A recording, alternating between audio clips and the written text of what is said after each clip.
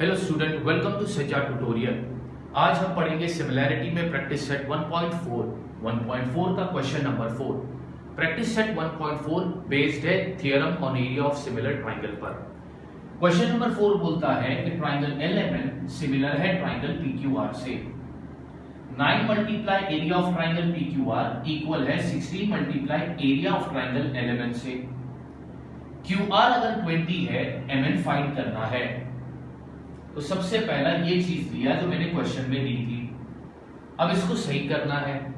तो triangle LMN ये अपनी जगह पर है, ये मल्टीप्लाई से यहां हो गया तो डिवाइड आ गया, और 9 अपनी जगह पर ही है, ये मल्टीप्लाई से यहां पर आ गया तो डिवाइड हो गया। इसको चाहिए तो मैं सही करके बताता हूं।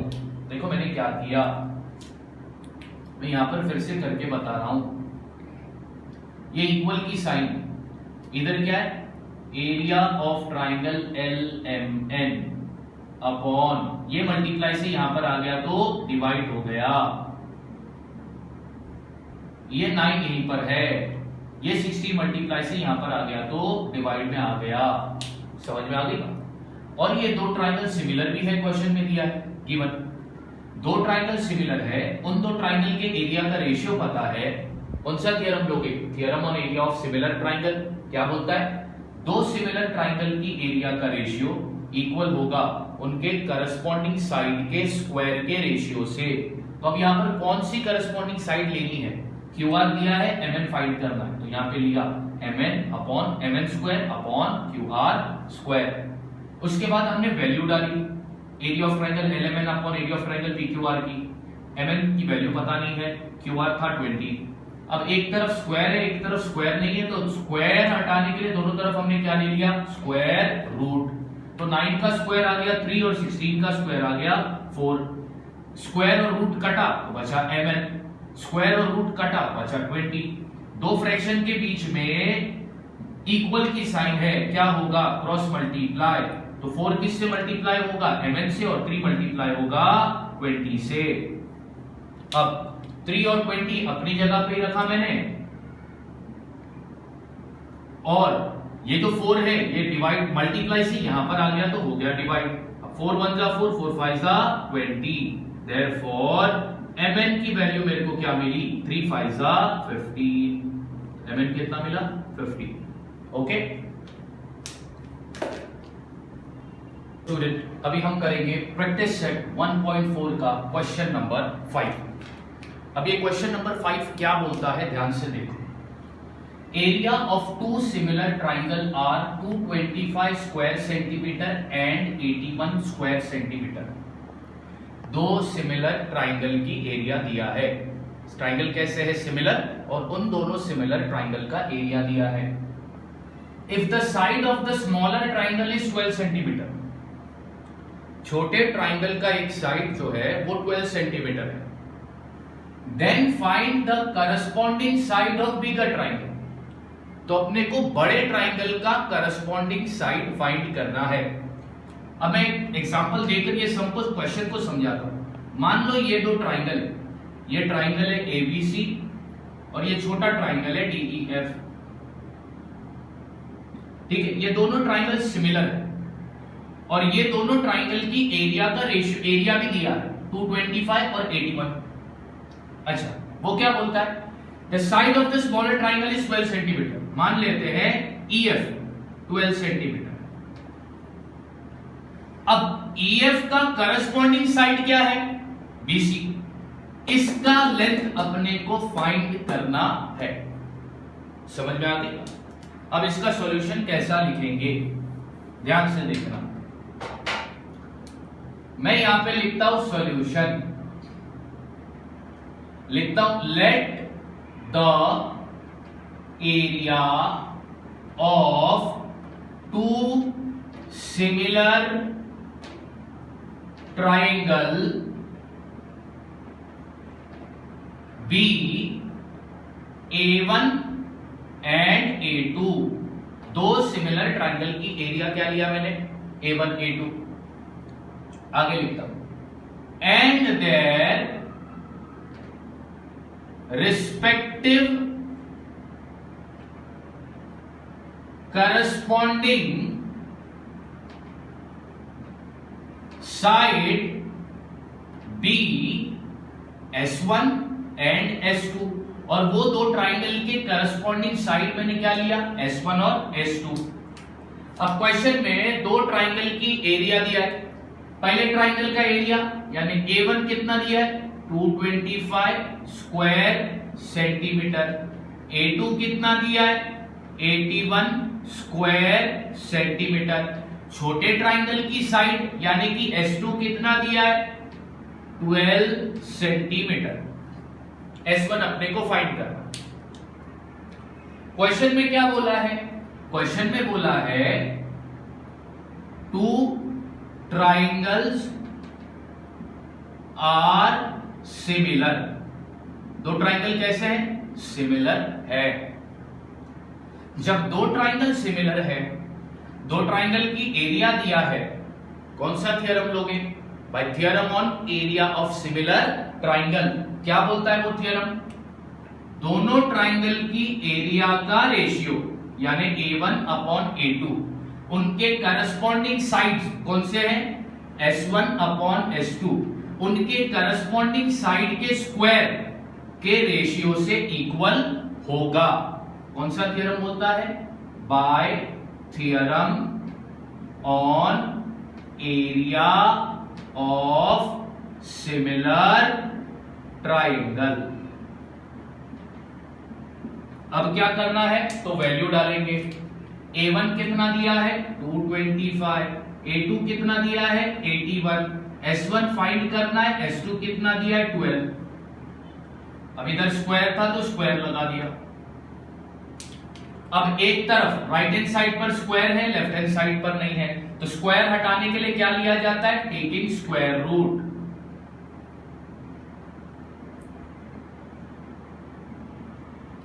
On both side.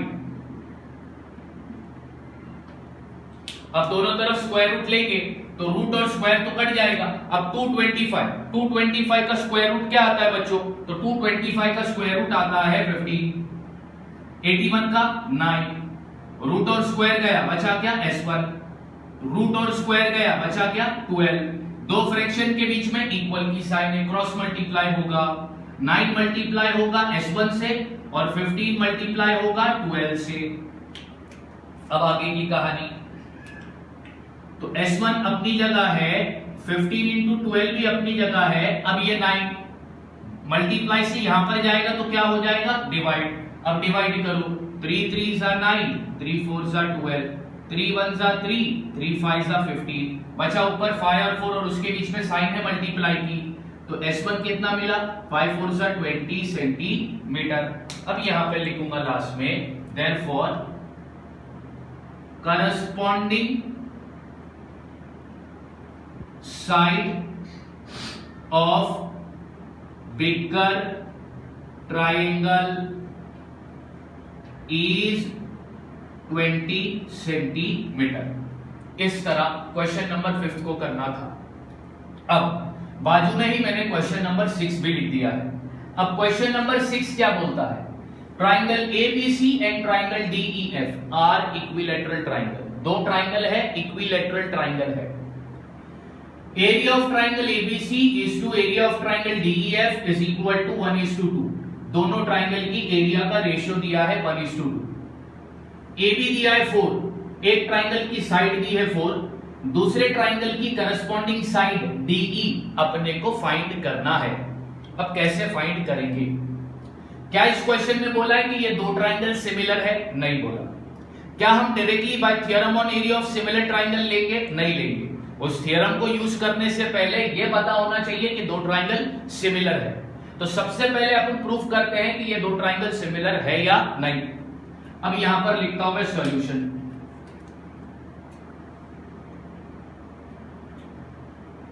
Triangle ABC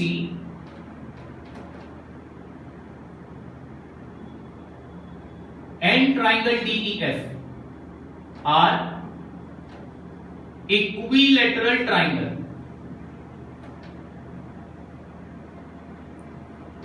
कहां पर दिया था क्वेश्चन में, तो क्या लिखूंगा, गिवन।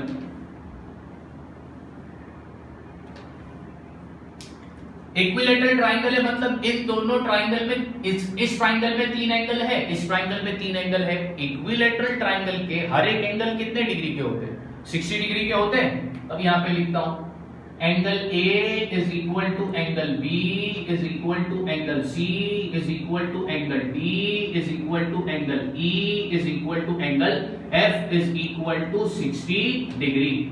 यहां पे लिखेंगे angle of equilateral triangle. Equilateral triangle के हर एक एंगल कितने डिग्री के होते हैं? 60 डिग्री के होते हैं। इसको देता हूं मैं इक्वेशन नंबर 1। अब मैं फिर से वही दो ट्रायंगल लूंगा।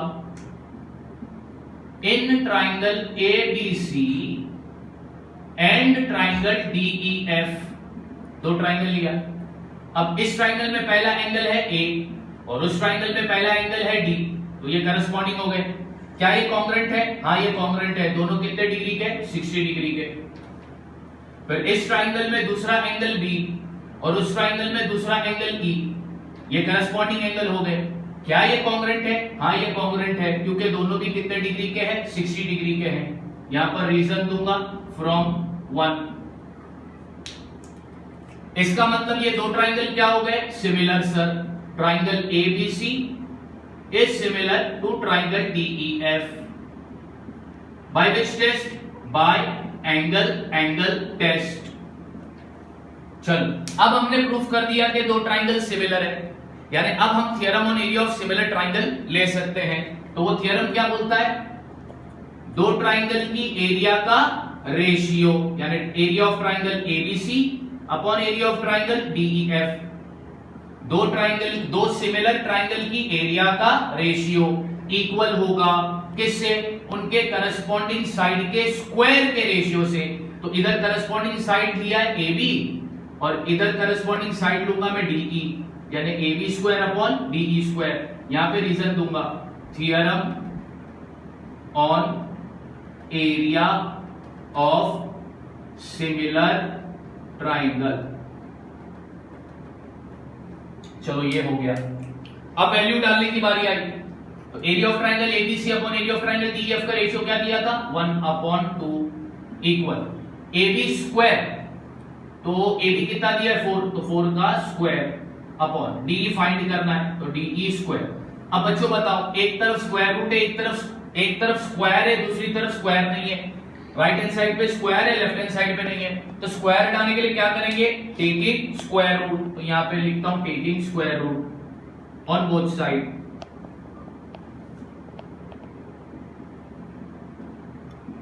लिख दिया taking square root on both side. अब स्क्वायर रूट निकालो, तो 1 का स्क्वायर रूट क्या आता है? 1 आता है। 2 का स्क्वायर रूट आता है क्या? नहीं आता, तो वो आ जाएगा √2 इक्वल रूट और स्क्वायर गया तो बचा क्या? 4। रूट और स्क्वायर गया तो बचा क्या? DE। दो फ्रैक्शन के बीच में इक्वल की साइन क्या होगा? Cross multiply. तो DE को 1 से मल्टीप्लाई करोगे तो क्या आएगा? DE आएगा इक्वल 4 को √2 से मल्टीप्लाई करोगे तो क्या आएगा? ये हो जाएगा 4√2। तो DE की वैल्यू तुमको क्या मिली?